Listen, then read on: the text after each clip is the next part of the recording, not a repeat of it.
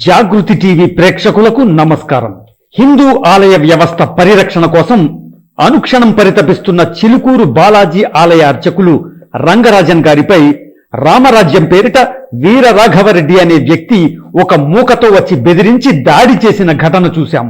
హిందుత్వాన్ని అణచివేయాలని శతాబ్దాల కాలం నుంచి బయటి శక్తులెన్నో మూకుమ్మడి దాడులు చేస్తుంటే కేవలం తన వ్యక్తిగత ఎదుగుదల, డబ్బు కోసం, ఉనికి కోసం హిందుత్వాన్ని ఆసరాగా ఆయుధంగా చేసుకున్న వీర రాఘవరెడ్డి లాంటి వారు హైందవుల్లో ఉంటూ సనాతన ధర్మ విలువల్ని తుంగలో తొక్కి ఇప్పటికే ఉన్న బయటి శత్రువులకు తన చర్యలతో మరిన్ని ఆయుధాలిస్తున్నారు. నిజానికి ఇలాంటి వారే హిందువుల పాలిట అత్యంత ప్రమాదకారులైన చెదపురుగులు.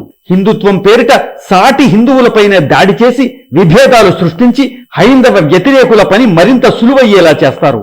మత మార్పిడులు, లవ్ జిహాద్ వంటి అనేక రకాల దాడులు మరింత వేగవంతం చేసేలా హిందూ వ్యతిరేకులకు మరింత ఊతమిస్తున్నారు. ఇప్పుడు రాఘవరెడ్డి చర్యలనే ఉదాహరణగా చూపించి హైందవానికి ప్రజల్ని మరింత దూరం చేసేలా వ్యతిరేక శక్తులు తమ ఆయుధాలకు మరింత పదును పెట్టుకునే పని మొదలుపెట్టాయి. ఇప్పటికే రంగరాజన్ గారిపై వీర రాఘవరెడ్డి చేసిన మూకదాడి సంఘ్ పరివార్ పనేనంటూ వార్త ప్రచురించి ఆర్ఎస్ఎస్ పై దుష్ప్రచారానికి కొన్ని శక్తులు తెరలేపాయి. దాడి సంఘటనపై దర్యాప్తు చేపట్టి పలు అరెస్టులు కూడా చేసిన పోలీసులు రిమాండ్ రిపోర్టులో సంఘ్ ప్రస్తావనే చేయలేదనేది గమనార్హం. సమాజంలో తాను కూడా శాసించే శక్తిగా ఎదగడం కోసం వీర రాఘవరెడ్డి లాంటి వారు ప్రజల్ని ఎక్కువగా ప్రభావితం చేస్తున్న కీలకమైన అంశాన్ని వేదికగా చేసుకుని తన లక్ష్యానికి దాన్ని అవకాశంగా, ఆయుధంగా మలుచుకునే ప్రయత్నం చేస్తారు. అంతే తప్ప ఆ వేదిక పట్ల వాళ్ళకి ఎలాంటి ప్రేమ, గౌరవం, విలువ ఉండవు. ప్రస్తుతం ప్రజల్ని ఎక్కువగా ప్రభావితం చేస్తున్న ఆ అంశమే హిందుత్వ జాతీయ భావన. దీనినే వీర రాఘవరెడ్డి తన వేదికగా చేసుకుని దానికి రామరాజ్యం అనే పేరు పెట్టుకుని త్రేతాయుగ కాలపు శ్రీరాముల వారి రామరాజ్యాన్ని మళ్లీ ఏర్పాటు చేస్తానంటూ రామరాజ్యం ధర్మసభ పేరిట సమావేశాలు పెట్టి హిందువుల్లో నమ్మకాన్ని సృష్టించేందుకు సభలు పెట్టి క్రమంగా అడ్డదారులు తొక్కుతూ తన సైన్యానికి జనం కావాలని అర్చకుల్ని పీడిస్తూ డబ్బుల కోసం దాడులు చేస్తూ తాను అభాసు పాలవుతూ హైందవాన్ని, సనాతన ధర్మాన్ని సైతం అప్రతిష్ట పాలు చేస్తూ హైందవానికి బయటి శత్రువుల కంటే ప్రమాదకారిగా తయారయ్యాడు. రామరాజ్యం అంటున్న వీరరాఘవరెడ్డిని సైన్యంగా అతని వెంట ఉన్న మూకను గమనిస్తే ఆధునిక మిలిటరీ దుస్తుల్లాంటి నల్ల వస్త్రాలు ధరించి కనిపిస్తున్నారు. ఈ గుంపులో స్త్రీలు కూడా మగవారి వలె మిలిటరీ తరహా దుస్తుల్లో ఉండి రాజ్యాంగ వ్యవస్థ పట్ల, న్యాయ వ్యవస్థ పట్ల ధిక్కార ధోరణిని ప్రదర్శిస్తూ కనిపిస్తున్నారు. రామరాజ్య ప్రజలు ఇలాగే ప్రభుత్వాన్ని ధిక్కరిస్తారా అని ఈ వీడియోలు చూసిన వారు ప్రశ్నిస్తున్నారు. మరీ ముఖ్యంగా రంగరాజన్ గారిని నేలపై కూర్చోబెట్టి ఆయన్ని దూషించడం చూస్తే వీర రాఘవరెడ్డి రామరాజ్యంలో పెద్దలకు దక్కే గౌరవం ఇదేనేమో అనే సందేహాన్ని వ్యక్తం చేస్తున్నారు. ఇక రామరాజ్యం వెబ్సైట్ లో వీళ్లు పెట్టిన రామరాజ్య పాలనా వ్యవస్థ చూస్తే అంతా అస్తవ్యస్తంగా కనిపిస్తుంది. పై స్థాయిలో త్రిమూర్తులు, తర్వాత అష్టదిక్పాలకులు, ఆ తర్వాతి స్థాయిలో రాష్ట్ర, జిల్లా, నియోజక, మండల, గ్రామ పాలకులు ఉంటారట. వీరి ఎంపిక ఎలా జరుగుతుందో చెప్పలేదు. పౌరసత్వం తీసుకున్న వారు రామరాజ్య పౌరులు అవుతారట. అంటే భారతదేశంతో పాటు ఈ రామరాజ్యం వేరే దేశంగా ఉంటుందా? ఇది మరో ప్రశ్న. భూమి అంతా ఇక్ష్వాకు వంశీయులదేనని ఇతను పదే పదే చెబుతున్నాడు. అంటే రామరాజ్య ప్రభుత్వంలో పాలకులుగా ఇక్ష్వాకులే ఉంటారా అన్నది ఇంకొక సందేహం. పరాధీనమైన ఇక్ష్వాకు, భరత వంశీయుల భూములను స్వాధీనం చేసుకుంటారట. యుగాల నాటి భూముల్ని ఎలా గుర్తిస్తారు? ఇవన్నీ ప్రశ్నలుగానే ఉన్నాయి తప్ప దేనికి సరైన వివరణ లేదు.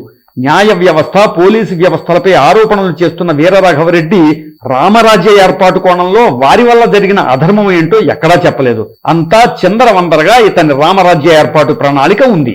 వీర రాఘవరెడ్డి లాంటి వ్యక్తులు హిందుత్వాన్ని ఏ మేరకు అవగాహన చేసుకున్నారో క్లుప్తంగా రెండు అంశాలు చెప్పుకుంటే చాలు. సనాతన ధర్మంలో మోక్ష సాధననే లక్ష్యంగా చేసుకున్నవారు ధర్మార్థకామ మోక్షాలనే చతుర్విధ పురుషార్థాల మార్గాన్ని అనుసరిస్తారు, లేదా మోక్షార్థం సర్వం త్యజించి సన్యాస జీవితాన్ని ఆశ్రయిస్తారు.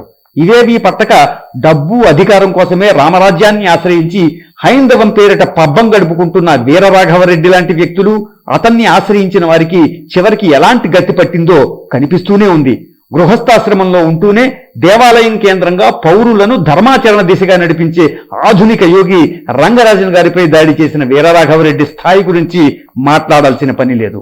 మొత్తంగా చూస్తే ధనం ఖ్యాతిని తెస్తుందా, లేదా ఖ్యాతి ధనాన్ని సంపాదిస్తుందా అనే ప్రశ్న ఈ రోజుల్లో మరింత ప్రాధాన్యత సంతరించుకుంటోంది. ముఖ్యంగా రంగరాజన్ గారిపై దాడి విషయంలో ధనం, ఖ్యాతి ఈ రెండు ధార్మిక జీవన విధానాన్ని మరచి పక్కదారి పడితే అది కలహాలకు దారితీస్తుంది. ఈ సంఘటన కూడా వ్యక్తిగత అసంతృప్తి కంటే తక్షణం డబ్బు సంపాదన, పేరు పొందడానికి చేసిన ప్రయత్నంగా కనిపిస్తోంది. అయితే వాస్తవాన్ని ఎదుర్కొనేటప్పుడు సత్యం ఇంకా అజెండా ఆధారిత చర్యల మధ్య తేడా స్పష్టంగా కనిపిస్తుంది. ఇలాంటి చర్యలు వ్యక్తిగత ప్రేరణతో జరిగాయా లేక దాగి ఉన్న గుంపుల ప్రోత్సాహంతో జరిగాయా అనే విషయం గుర్తించి బహిర్గతం చేయడం సవాలుగా మారింది. ఇదంతా రాఘవరెడ్డి చేసిన స్వప్రేరణతోనే జరిగిందని స్పష్టంగా కనిపిస్తుంది. అయినప్పటికీ ఈ ఘటన మరింత లోతైన ప్రశ్నలను వేస్తోంది. తాత్కాలిక ఖ్యాతిని, ధనాన్ని పొందడం కోసం ధర్మాన్ని పక్కన పెట్టడం ఎంతవరకు న్యాయసమ్మతం? ఈ కలహాల వల్ల లాభం పొందేది ఎవరు? వ్యక్తిగతంగా ఆ దాడి చేసినవాడా లేక దాగి ఉన్న శక్తులా అనేది. ఏదేమైనప్పటికీ అయోమయం, గందరగోళ విధానాలు, దాడులతో హిందువులను తప్పుదోవ పట్టిస్తూ సనాతన ధర్మానికి సవాళ్లు విసురుతున్న వీరరాఘవరెడ్డి లాంటి వ్యక్తులు, సంస్థల విషయంలో హిందువులు ఖచ్చితంగా అప్రమత్తులై ఉండాలి. మరీ ముఖ్యంగా సనాతన ధర్మం పేరు చెప్పుకుని హైందవ సమాజ వృక్షం పాలిట చెదలా ఏర్పడుతున్న వీరరాఘవరెడ్డి రామరాజ్యం లాంటి సంస్థల విషయంలో ఒక ట్రాకింగ్ వ్యవస్థ ఖచ్చితంగా ఉండి తీరాల్సిన అవసరం కనిపిస్తోంది. అదే సమయంలో ధర్మం కోసం నిజమైన పోరాటం చేస్తున్న సంస్థలను గుర్తించి, గౌరవించి ప్రోత్సహించాలి. లేకపోతే మొత్తం వ్యవస్థనే కబళించేందుకు కబంధహస్తాలు సిద్ధంగా ఉన్నాయన్న వాస్తవాన్ని మర్చిపోకూడదు. హిందువులకు ద్రోహం చేసే చీడ పురుగుల్లాంటి వ్యక్తులు, సంస్థలను గుర్తించి శిక్షించడం మన ముందున్న కర్తవ్యం.